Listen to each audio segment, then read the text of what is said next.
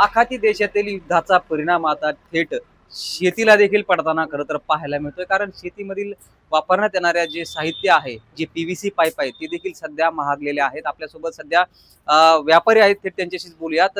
दादा, काय सांगणार, सध्या काय रेट झालेले आहेत? कारण पीव्हीसी पाईपचे देखील रेट महागल्याचं पाहायला मिळतंय. हो सर, सध्या पीव्हीसी पाईप झाले. मशिनरीमध्ये जेवढं पण मटेरियल आहे शेती उपयोगी पूर्ण ड्रीप फिटिंग आहे, ड्रीप आहे, सगळ्यामध्ये जवळपास 20 ते 25% वाढ झालेली आहे. ह्या हप्त्याभरामध्ये सगळ्यात जास्त पीव्हीसी पाईपमध्ये खूप जास्त वाढ झालेली आहे. त्याचा सगळ्यांना शेतकऱ्यांना पण परिणाम होतोय, आम्हाला पण त्याच्या समोर जावं लागायला लागलं.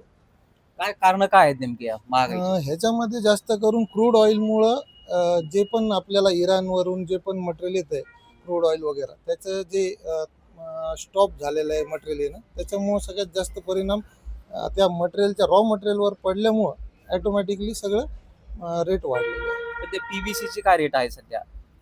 सध्या 2.5 इंची पीव्हीसी पाईप 490 रुपयापर्यंत विकतोय आम्ही. तर ते रेट पहिले 425 रुपयापर्यंत होते.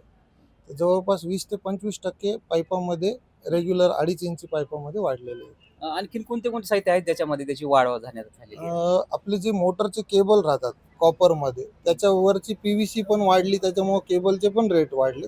आणि कॉपरचे ऑलरेडी मागच्या 2 महिन्यापासून रेट वाढलेले होते. परत तो पण एक त्याच्यावर परिणाम झाला. अ, काय आता तुमची काय मागणी असेल या माध्यमातून? आता जोपर्यंत हे युद्धांचं एकदा कमी होत नाही, तोपर्यंत हे रेट कमी होणं अशक्य आहे. समजा युद्ध जवळ लवकर संपलं तर ह्याच्यामध्ये परत पहिलेचे रेट येण्याचे चान्सेस आहे. अगदीच आपण पाहिलं तर सध्या स्थितीमध्ये आखाती देशातील युद्ध सुरू आहे आणि या युद्धाचा थेट परिणाम आता शेतकऱ्यांच्या खिशाला देखील पडताना खरं तर पाहायला मिळते. कारण शेतीउपयोगी ज्या वस्तू आहेत, ज्याच्यामध्ये जे पीव्हीसी पाईप आहेत किंवा इतर जे साहित्य आहे, ते देखील सध्या महागले आणि सध्या शेतकऱ्यांना देखील आता मोठ्या अडचणीचा सामना करावा लागणार असल्याचं आपल्याला पाहायला मिळणार आहे. अजय गाडे, LS मराठी, जालना.